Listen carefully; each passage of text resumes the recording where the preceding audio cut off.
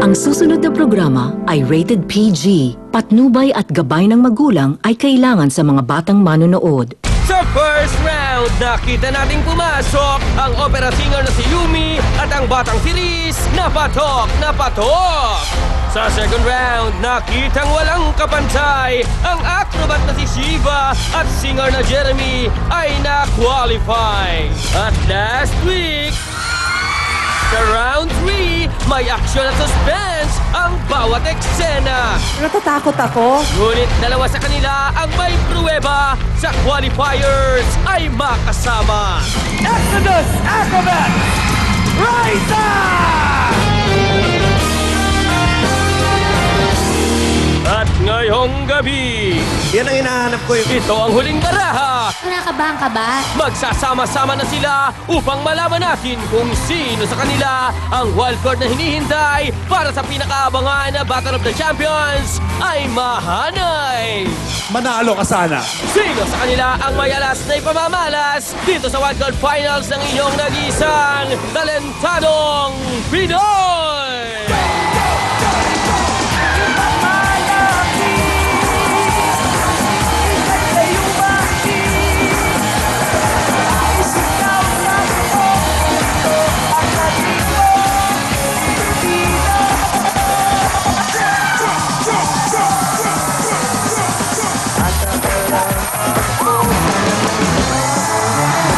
Magandang gabi sa lahat ng mga manonood ng pinakamalawak na dance show ng bayan, ang...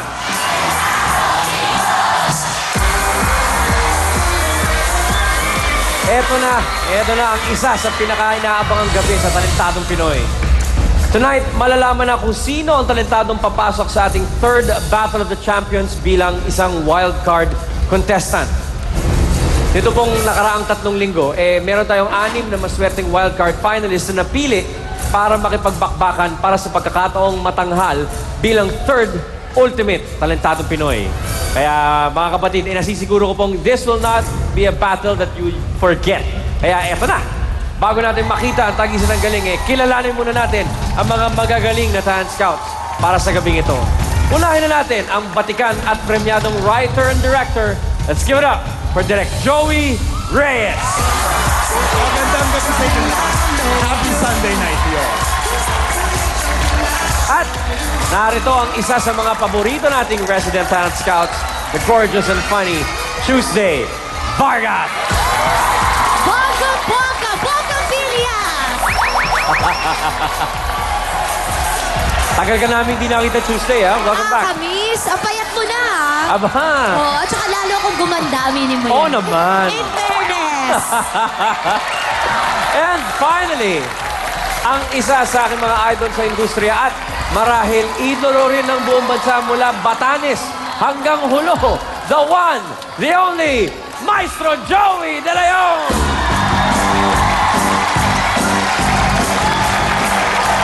Pare, good evening everybody, left and right, back and front. Pare Ryan, Yes, sir. nagbatian na tayo ng happy birthday sa Itbulaga. Palagay ko, medyo bingingot ka na. 5 days ago, birthday ni Pare Ryan. Siyempre, ngayon lang tayo nakita uli dito sa Talentadong Pinoy. Yung lahat ng staff ng Itbulaga, lahat ng kaibigan mo, bumati na sa'yo. Ayaw naman paawat nitong staff ng Talentadong Pinoy. Aba. So, pare, ako na ang naatasan na magsabi, tanggapin mo raw yung nakayanan nila. Aba. Happy birthday daw. Nasaan sila? Staff, go na kayo, go na. Uy!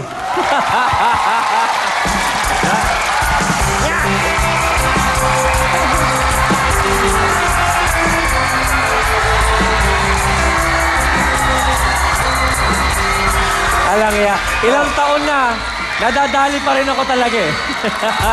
Ayan, pagdamutan mo na yan, pare. Pagdamutan mo na. Dali pa rin. Uy! Hanep, thank you very much. Show them how to ride motorcycle. There! Daddy, happy birthday! Si Johan has a message for you. Sweetheart. Come on, babe. Masay. Sweetheart. Assist. Daddy, may gift kami sa'yo at ang buong Talentado staff. And ang request po ng buong staff ng Talentado is for you to read the card on the gift. Yeah, teka. Okay. Pare Ryan. Yes, sir. Gusto mo pa bang ituloy ang show o gusto mo munang humapining? Ha? Parang sarap kung happy birthday muna. Excuse me? Eto. Ayan na. Here's to a smooth sailing life in the coming years. Happy birthday from your talentadong Pinoy family. Wow, April 2012. To my talentadong Pinoy family, maraming salamat. Wow! It's a life jacket. Yan ang bagong kinalolokohan ni Ryan ngayon sa Kasi kalaban niyo. yun ang... and aqua socks. Kasi... Kasi po, Direk, baka nagtataka ka, isa sa mga bagong papasukin sailing. Ano na naman yan? Mga boat ba? Okay. Maglalayag. Thank you very much to my talentadong Pinoy family. Paolo, to our head writer, thank you very much. Direk Rich, maraming salamat. To our EP, Malu, thank you very much. Boss Anthony, salamat. Percy, thank you. To everyone that's here, thank you. Joey, thank you very much for Happy joining us birthday ulit, tonight. pare.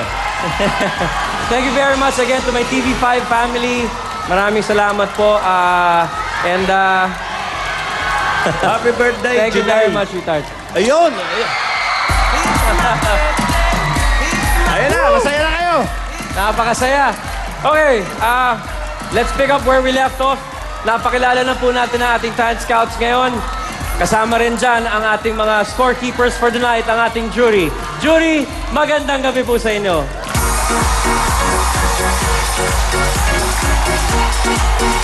Ready na ang lahat? Excited na rin ako makita ang mga hinanda ng ating mga talentado. So let's start looking for a wild card contestant. Ito po. Ang hirap pala. Hi! Okay. Are you ready, babe? Gawin na natin yung show. Gagawin ng ating unang wildcard finalist ang lahat para maabot ang kanyang pangarap na maging isang kampyon. Ito po ang kanyang kwento.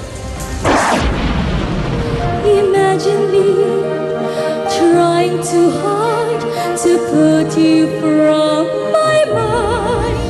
Sobrang thankful lang po kay God kasi syempre po, hindi ko po ina-expect yung, di ba po yung una pong laban, parang tapos na, parang nag-close na yung door kasi may mananalo talaga, may matatalo. Pero po yun, sobrang binigyan lang po kami ng talentadong Pinoy ng second chance. At syempre po, pag may mga opportunity na ganito, kailangan pong i-grab. So, feeling ko po, ito na. Lalo na po, pangarap ko po to. So, ibibigay ko lang po talaga yung best ko. Ito pong performance ko po na ito, inaalay ko po unang-una kay God. Basta nililift ko lang po itong talent po na binigay niya po sa akin. Siyempre po sa family ko po, gusto ko po silang maging proud. At pati po sa mga ibang tao kasi gusto ko po maging inspiration po sa kanila. Ready to bring her talent to life. Give it up for Yumi!